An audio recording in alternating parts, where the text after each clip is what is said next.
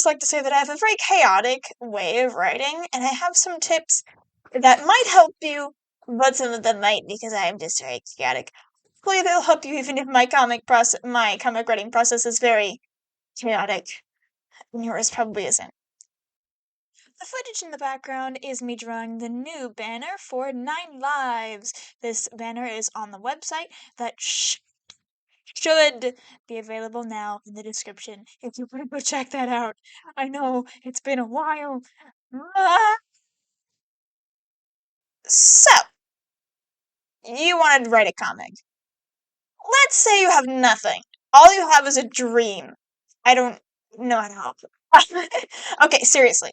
I actually know how to write a comic from nothing. I don't write expecting to write. Typically, I have at least a story idea and a vague concept to start out. But for that, you'll need inspiration. I find the easiest way to get inspiration is to look at other media. I have surrounded myself with a bunch of books, comics, art books, music, movies, and a bunch of other stuff that I get inspiration from, that I pull from when I need inspiration. If I don't know how to continue the story, I always stop, take a break, and find some other media to pull from. Remember, good artists borrow, great artists steal. It's okay to take a plot point or a trope if you think it's going to fit in your story. My main source of inspiration for 9 Lives is Percy Jackson, Hanako-kun, and Gibbon. These are my big three, and I always look at them when I need ideas for 9 Lives. Of course, I also read them for pleasure reasons as well.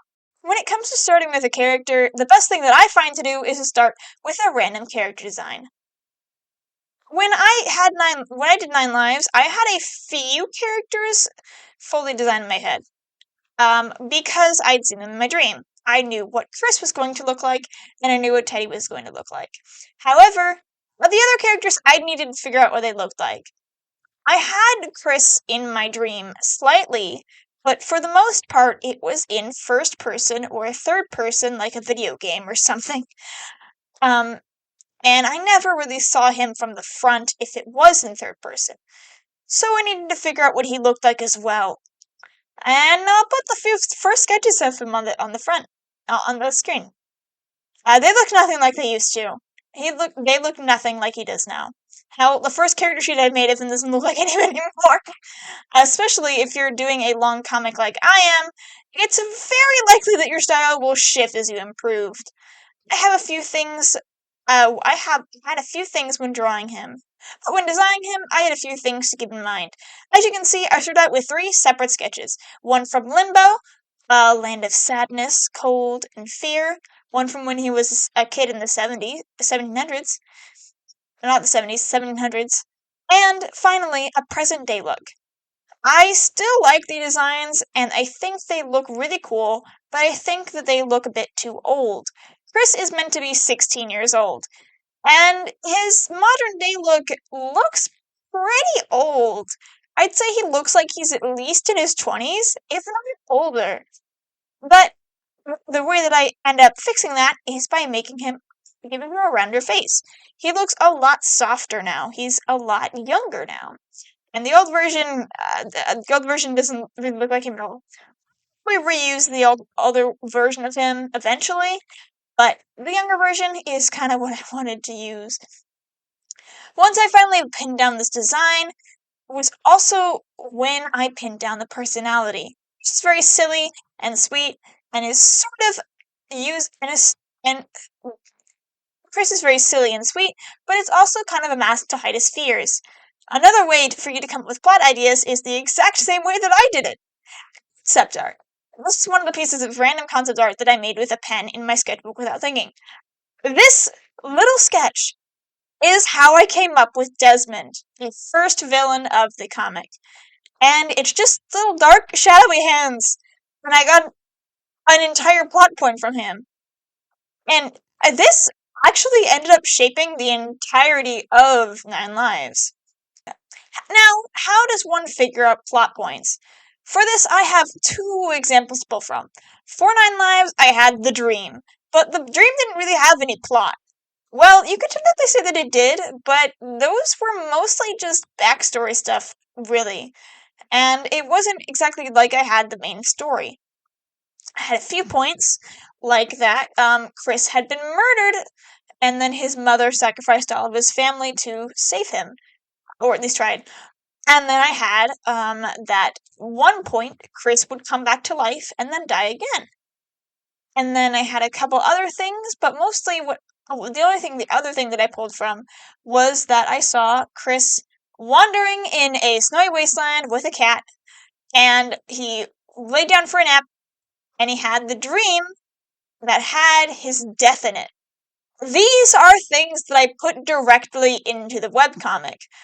And even the scene directly after his revelation, all of that little thoughts were in the dream, including the little flashes of Teddy. It was honestly a really good dream. But these aren't plot points. None of these are plot points. So all that I got here is that Chris got murdered, his mother killed his family, and then something happened in between those two.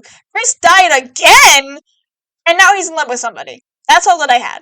So how do I go from that to a full-fledged story? Well, I needed a conflict, and I'm wondering what would be in Limbo. I ended up landing on creatures from Limbo had somehow gotten on Earth, and that they steal souls, and therefore were really dangerous. This is the original plot, and this was all that there was going to be. They were just gonna be creatures roaming around, and Chris was going to have to put them away. Things changed and evolved, and this is no longer the plot at all. I don't really know how they ended up here anyway. But I am glad that I didn't really go with this original plot, because it was way too simple and didn't really make any sense. Like, why are the creatures here? There isn't really a reason for them to be there. What even happened? What would even happen other than fight scenes? How could he send the creatures away alone? How long would this take? A lot of these questions were answered by the addition of Desmond. The story was very weak without him, and his addition gave a lot of opportunity for character development. If you're struggling with writing a story, ask why you're struggling. What's missing? What's wrong with your story? You're going to have to make changes. I've heard some people call it, you have to kill your babies. Sometimes you need to make big changes to your story because it's actually hurting your story. I know, for a project that I'm working on right now that isn't Nine Lives, I had to delete an entire character because he wasn't fitting with the story, and it would have taken too much time away from the other characters, and it just wouldn't have added in the way that I wanted it to. So I just deleted him. He's gone. He doesn't exist anymore. Now, this example is one that I haven't started yet. However, it was meant to be my 9 Lives, a big, long, multi-volume comic series that I was going to do over a span of like 10 years or so. This story was called Angels and Demons, and you may not have heard of that name, but you've definitely seen my main cast. I posted a lot about the boys on Instagram, and they were all over my sketchbook tours, and I still post about them sometimes as well. This was Dylan, Aaron, and Jake, a demon and angel duo watching over their human. I used to post about them a lot, and they're in my sketchbook a ton too. This is a story that I struggled to write, and I still struggle to write it. If you want to know the full catalyst for the story, then check out the video about the Angels and Demons comic strip drawing video thing. I'll link it in the iCard. And this video was me drawing the original idea that inspired the entire complex plot of Angels and Demons. I won't really talk intensively about the story, but I never actually made the original comic. The whole idea was just very, very simple. A nice demon and a mean angel. That was it. I never actually ended up making the comic until, well, that video. But I had ideas for what I wanted the larger story to be. Angels and Demons story was very religious trauma core. The idea was that this duo was assigned to the same human as a test. A human who hated his life but didn't really want to die. The goal being for the demon to make him kill himself, and for the Angel to get in and make friends. They would have 1 year to do it. The problem is that they knew they would fail. The problem is that the one who failed would die. Whoopsies. However, upon meeting, the demon and angel agreed that it was a stupid idea and decided to just live their lives up until the end of the year, hoping that at the end they will both die and be satisfied with their lives at that point. Things would happen afterwards and before that I'm not able to talk about. The bulk of the comic up until that year ends is slice of life. And I don't really know how to write that. 9 Lives has a very strict plot to follow to the end. Angels and Demons is very episodic. They're simply living their life. They're simply living their lives like some sort of fucked up slice of life story that you know will end in their demise. They're just kind of accepting it. However, I don't really know how to write episodic stories. Now, my advice for you is not to just write not write an episodic story if you don't want to. However, it is good to get out of your comfort zone. I have another story that is also pretty episodic for the bulk of it, but it's a Monster of the Week comic, so I found it easier to write than Angels and Demons. Because of this, because at least for those episodes, I had a base for the rest of the episode. It had an idea, a monster. Now, how do I fix this issue? How do you find inspiration for a style you don't know how to write in? Simple. Read Slice of Life! If you're making Slice of Life, read Slice of Life. If you're making a different kind of episodic comic, like a Monster of the Week, then watch a Monster of the Week show. Watch Scooby-Doo to figure out ideas for things to add and like how to string them together in a cohesive way. There are a lot of episodic shows and comics that you can take from. One of the probably the biggest one of these is Phineas and Ferb. It is a very episodic show that even resets over and over every time. It really doesn't have anything tying any of the episodes together other than a few event episodes. And I'll say this again.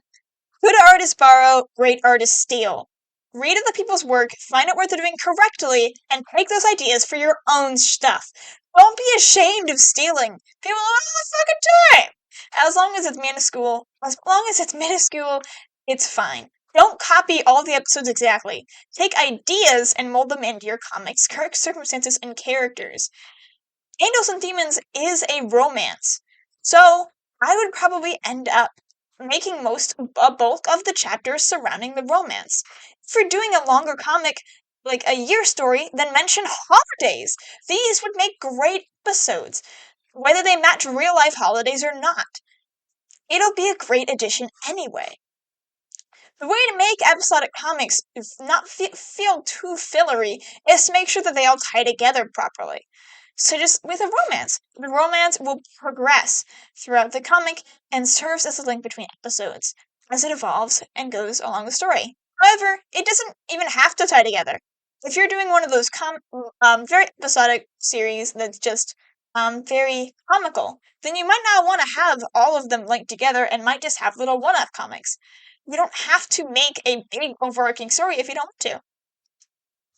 But sometimes you can merge the idea of serialization and episodic together and make a perfect child of progress. I don't really know how to explain that, but I'm sure you get what I mean.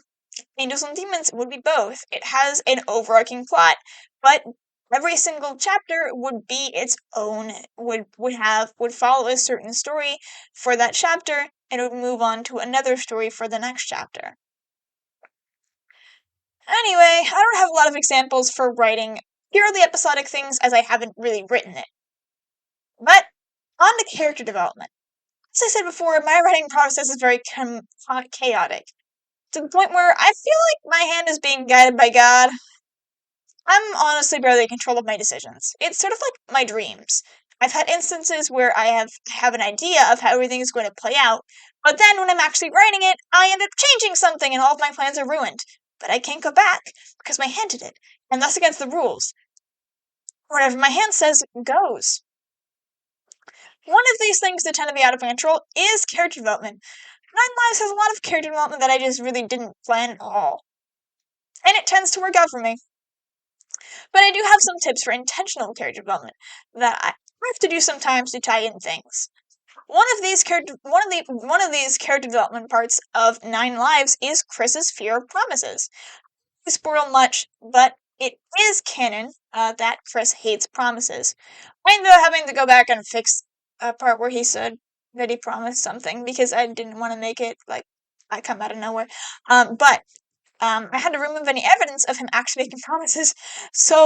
But in the end, I gave him the backstory that linked his fear to a circumstance and ended up challenging him and pushing him.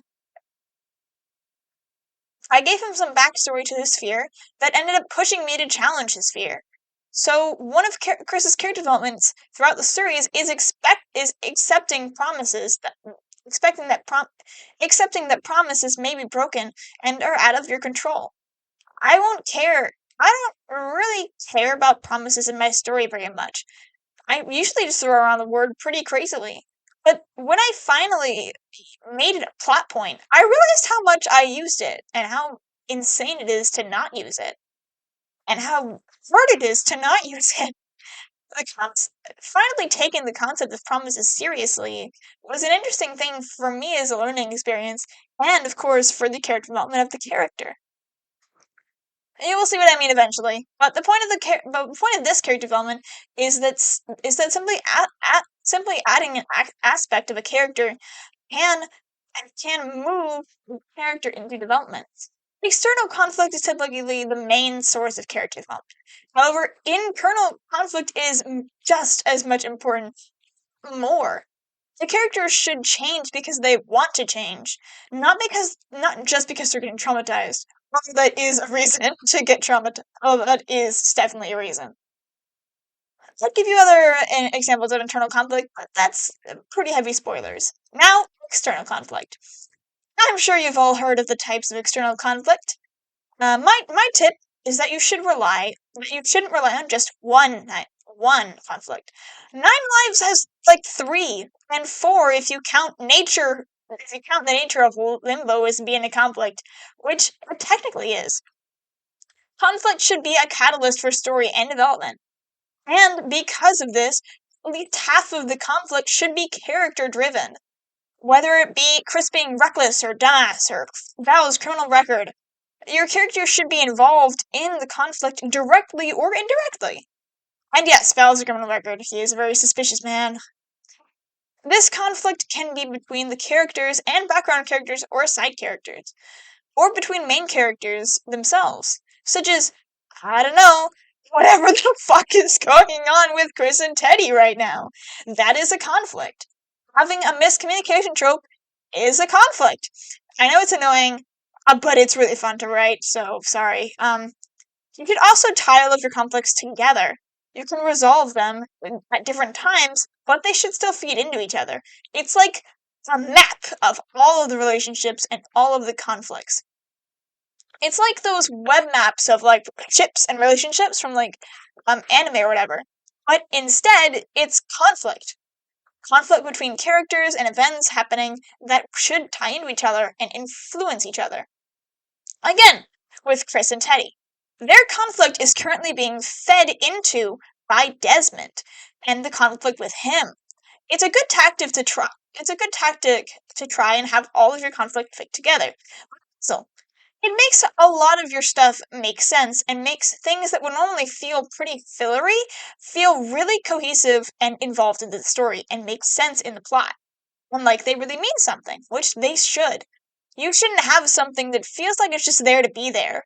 Everything that you make and write in your comic should feel like it is happening for a reason.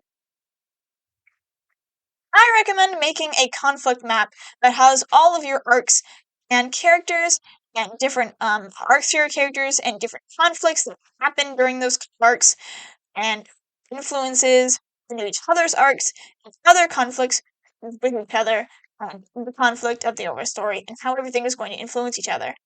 I used to have one, but it's severely outdated and I'm way too far in to need a new one. Although I am getting ready to go back and try to sow some of the seeds of conflict that I added impulsively. Speaking of which, try to make everything. Try not to make anything come out of nowhere. Not only adding foreshadowing, but even tinier details into your comic to make everything make sense. If your character is having a conflict off screen that is going to later come into play on screen, then tell us about that conflict while it's happening off screen. Of course, this is more difficult if you don't really know what's going to happen. This is why I suggest going ahead in your story when you're writing a comic. If you're going at least 2 to 3 chapters ahead, so that if you have something impulsive that you're going to add into one of the chapters, you can go back and add in foreshadowing and little details before you draw those pages. Now, how do you actually write, and how do you decide what to introduce first? How do you introduce your characters in an effective way? I recommend making a timeline. I made a few, and I made a few timelines myself, and this is the main timeline that I used for a while. I will be blowing it up for spoilers, but this was the official timeline of the 3-season version of Nine Lives. This is also out of date. But I had events I wanted to have happen, including where certain arcs would be focused on, and where the overall story would take a back seat to focus on characters that needed attention. Once I had this, I basically just kind of wrote it. The first scene was the easiest to write because it is what happened in my dream. This is the most vivid part of my dream, and so it was very easy to write. Then I knew that I wanted to have an explanation for where Chris was and why the ritual didn't work. So I introduced Limbo in scene 2 along with a character for more exposition, Wilfred. His character his entire creation is for exposition. He is a tool, like a tutorial character in a video game. But Wilfred also ended up turning into quite an important character, and he'll be referred to throughout the story. Like I said, you should make decisions. You should not make any decisions with that intention. Everything should have a reason. Scene 3 introduces the creatures and the cats and show that Wilfred is gone in the second half. It also ends with a cliffhanger that leads directly into scene 4. And scene 4 is where we introduce the rest of the living cast. I also started sowing seeds of Teddy and Chris's romance here. The first season is a lot of establishing ideas and logic in this world. Mentions of character conflict, adding to the idea that Chris can come back to life, the creatures being in the land of the living, soul logic, and of course the introduction of our first villain and the idea of others. Think about what you need to introduce and introduce those. Even if it's just tiny hints to things that won't be mentioned again for a while. Try to introduce everything in the beginning and don't wait to introduce things later on when they may become important. Waiting can be confusing. Think about an evil twin plot. Think about the evil twin trope. This twin was never introduced, and so it's jarring, which is why it's made fun of. But if you had a story where you knew right away that the main character had a twin, having this twist would make more sense and be more satisfying to viewers. Write effectively and purposefully. Now, the last thing that I would like to mention is magic systems. Most magic systems are ingrained in the universe that they're in. You can approach explaining this in 2 different ways. You can either go the Harry Potter route, where having a character explain the magic system, where a character is having the magic system explained to them, or the Avatar route, where you explain it gradually through context. Both of these are very effective ways of writing depending on the story that you're writing. If your character is just being introduced to a world, then you'll probably need to explain to them. You may also do this if you have a child in the story, as a child will not have the knowledge of the magic system by birth. This magic is instinct-based. The Avatar route is typically more effective if you have a world that is established with people would already know about it. Avatar does it slightly bluntly. In my experience, it's the easiest way to do it. Just do it. Within the land of Magina, I explained the history of the world and how magic works via campfire story times. The main character hasn't been home in a while, and her sister doesn't know a lot of these stories either because they were too busy to tell her. And she decides to tell her sister all of these stories with her new friends. Through this, it also mentions character backstories, and through this and other mentions via character backstory, we learn that pixies get their wings at age 13, along with their magic, and the magic typically reflects their personality. But through other circumstances that you can get in, but through other circumstances, you get them late or early.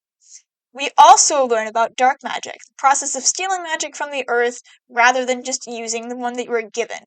This process is damaging to your core, and I explain this by literally showing you that Adam is injured because of his use of magic, of his use of dark magic. Your core is linked to everything. Your mental health, your physical health, and your magic. When Adam keeps using dangerous amounts of magic, a decline in his health is mentioned, as well as mentions that it is clouding his mind and perception of causing him to be angry or reckless. So I used a mix of both methods to explain the system properly. I'd say that a mix is probably the most effective way to do this, as you're using both show and tell. When it comes to this, however, telling is a bit more difficult. People don't want to read a magic diagram that explains what happens when characters shoot magic out of their hands. So showing is a lot more effective. But this can be kind of confusing. So try to do both. Show don't tell doesn't apply to everything. Show don't tell doesn't just apply to magic either.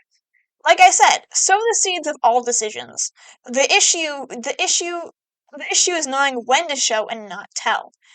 In the case of 9 Lives, explaining souls is done quickly with 2 demonstrations. The purpose of this is to explain why the creatures are bad and dangerous, which is why the creatures being here is bad and dangerous. We also learned that Teddy's soul is unique, which may or may not come up later. I show and tell you at the same time while also telling you something else and hinting at future events. If this sounds too complicated for you, I'm sure there are probably an easier way to explain this or to write. However, I don't really like taking the easy route, and I prefer taking a much more complicated and over-the-top way. So, I think I'm done. Yeah, I think I am. If you have any questions that I didn't answer in the video, then go ahead and drop them in the comments. And maybe I'll make a second video if I get enough ideas off the comments. In the meantime, I have other videos about comics on my channel that you can go watch. You can also read 9 Lives in the link in the description, as well as a link to purchase The Land of the Magina, the book that I mentioned. In the meantime, I'm gonna go take a nap. Comic versions take a while, guys.